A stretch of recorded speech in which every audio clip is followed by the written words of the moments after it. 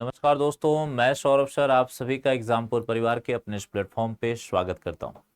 आज के इस छोटी सी वीडियो में मैं आपको एज के एक और छोटे से पार्ट के बारे में बताऊंगा, लेकिन वेरी वेरी इंपॉर्टेंट पार्ट है वो। सबसे ज्यादा सवाल वहीं से आते हैं और वो है अनुपात वाले सवाल, है ना। एज में जब दो लोगों के बीच में अनुपात की बातें होती हैं तो वहां पर कई बार बच्चों से गलतियां होती हैं। तो आइए मैं आपको एक सवाल सिखाता हूं, समझाता हूं और फिर एक सवाल आपको होमवर्क के लिए भी दूंगा।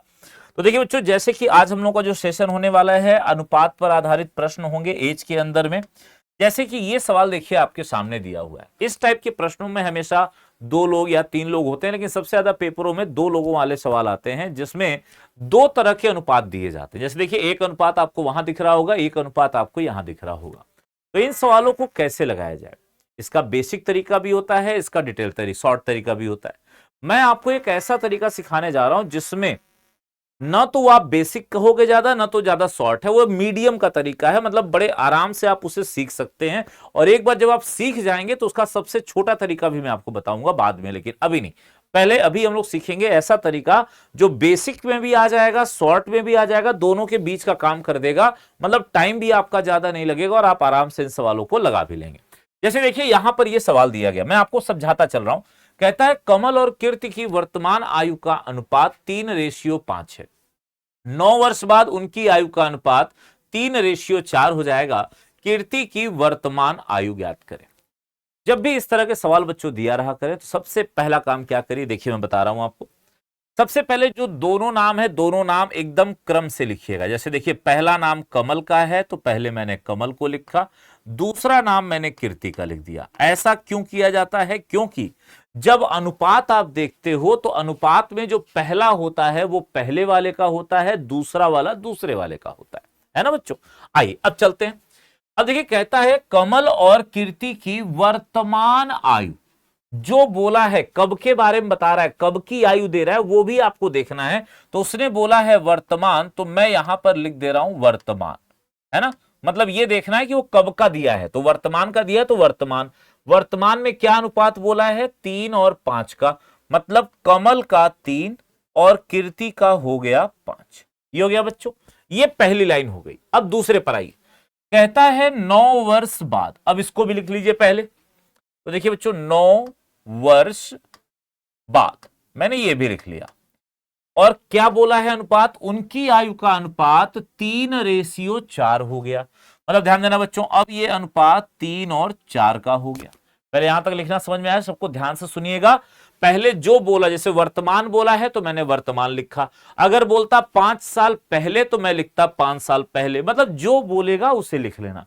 उसके बाद जो अनुपात दिया है उसे लिख लेना।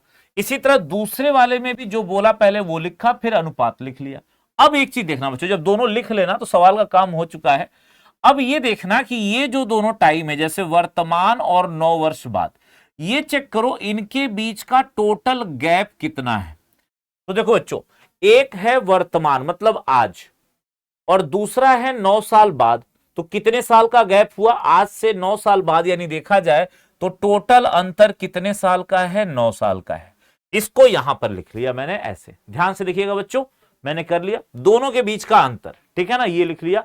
अब इतना करने के बाद अब बस देखिए, इधर इनका क्रॉस मल्टीप्लाई, इधर इनका क्रॉस मल्टीप्लाई। अब देखो करो, हल करो भैया। तो देखो 5×3=15 माइनस, और देखना माइनस करके लिखेंगे हम लोग। जब इसका गुणा करेंगे तो दोनों पक्षों को माइनस करेंगे। 5×3=15 माइनस 4×3=12 हो गया, ठीक है ना, बराबर।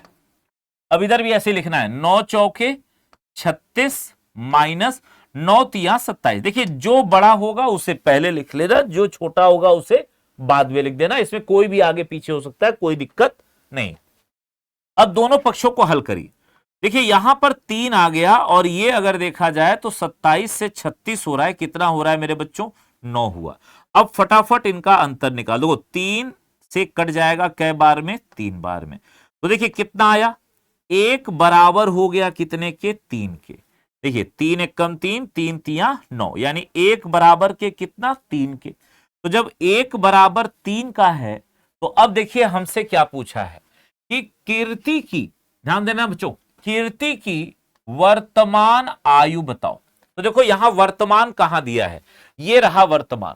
और कीर्ति की पूछा है यानी इसकी, तो कीर्ति के सामने कितना लिखा है, 5 लिखा है ना, कितना लिखा है 5, और 1 बराबर कितने के है, 3 के है, और अगर 1 बराबर 3 का है तो 5 कितने के बराबर होगा, तो देखिए देखिए जो लिखेंगे कैसे, कीर्ति की वर्तमान आयु, कीर्ति की वर्तमान आयु बराबर, अब देखिए बच्चों 1 बराबर 3 का है तो 5 कितने के बराबर का होगा, तो 5 में 3 का गुणा कर दीजिए, यही आपका आंसर हो जाएगा 5, 15 वर्ष। और चेक मारिए, पहला ऑप्शन ये सॉरी थर्ड ऑप्शन आपका बिल्कुल सही जवाब है, 15 साल। इसी तरह अगर हमसे कलम का पूछता, सॉरी कमल का, तो कमल में देखो 1 बराबर 3 का है तो 3 का गुणा यहां कर देते है ना, तो 3 तिया 9 साल, तो कमल की आयु कितनी आ जाती, 9 साल की आ जाती बच्चों। समझ में आई मेरी बात। आइए इसी तरह का एक और सवाल बताता हूं, फिर एक सवाल तुम्हें होमवर्क दूंगा, इसे तुम लोगों को लगाना होगा, ध्यान से देखना बच्चों। आइए एक सवाल पे और आते हैं हम लोग जरा। जैसे यहां देखिए, इसने बोला 1 वर्ष पूर्व साकेत और तिलक की आयु का अनुपात 5:6 है। 4 वर्ष बाद ये अनुपात 6:7 हो जाएगा। साकेत की वर्तमान आयु ज्ञात करें, ये तुम्हें बताना है।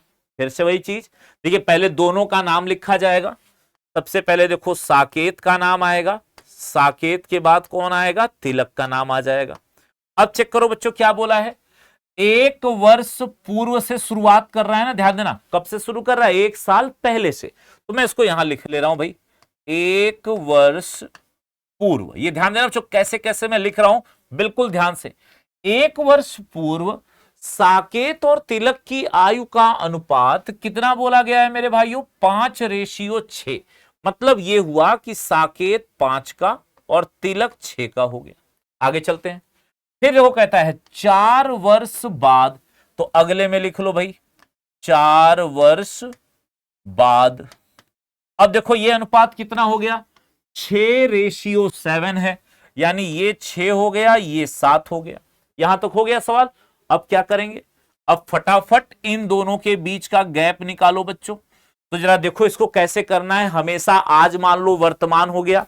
अब अगर आज वर्तमान है तो पहला देखो कहां है, 1 साल पहले, मतलब पहले 1 साल पीछे खड़े हो जाओ, और वहां से कहता है 4 साल बाद, तो 4 साल बाद यानी फिर आगे से 4 साल बाद, तो 4 साल बाद यानी इधर, तो 4 इधर और 1 इधर से हम, है ना, तो कितने साल हो गए। समझने के लिए देखो आप ऐसे कर सकते हो, जैसे ये है वर्तमान, देखिए पिछले सवाल में क्या था, उसने वर्तमान ही दे दिया था तो हमने यहीं से शुरू कर लिया। इस बार इसने बोला 1 साल पहले, यानी मतलब पहले यहां गए, ठीक है ना, 1 साल पहले मतलब पहले यहां गए, और फिर अगले में 4 साल बाद, यानी यहां से फिर 4 साल, 1 2 3 4, है ना।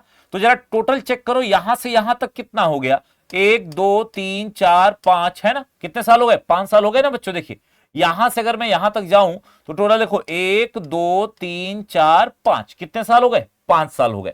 तो 5 यहां पर लिख लो, ठीक है ना। अब फटाफट क्रॉस मल्टीप्लाई, ठीक है ना बच्चों, इस तरह से। अब देखो 7 5 35 माइनस 6 6 आके 36 बराबर, यहां देखिए 6 पंजे 30 माइनस 7 5 35, कितना हो जाएगा भाई, 1 बराबर 5 के। यहां इससे मतलब नहीं है कि माइनस में आ रहा है कि प्लस में आ रहा है, हमेशा वैल्यू पॉजिटिव ली जाएगी, ये ध्यान रखिएगा। अब देखिए 1 बराबर के हो गया कितना, 5। तो सबसे पहले फटाफट ये दोनों आए निकालो। देखो 1 साल पहले, पहले निकाल लेते हैं, 1 वर्ष पूर्व साकेत की आयु निकाल लो पहले फटाफट बच्चों, ठीक है ना, साकेत की आयु निकाल लो।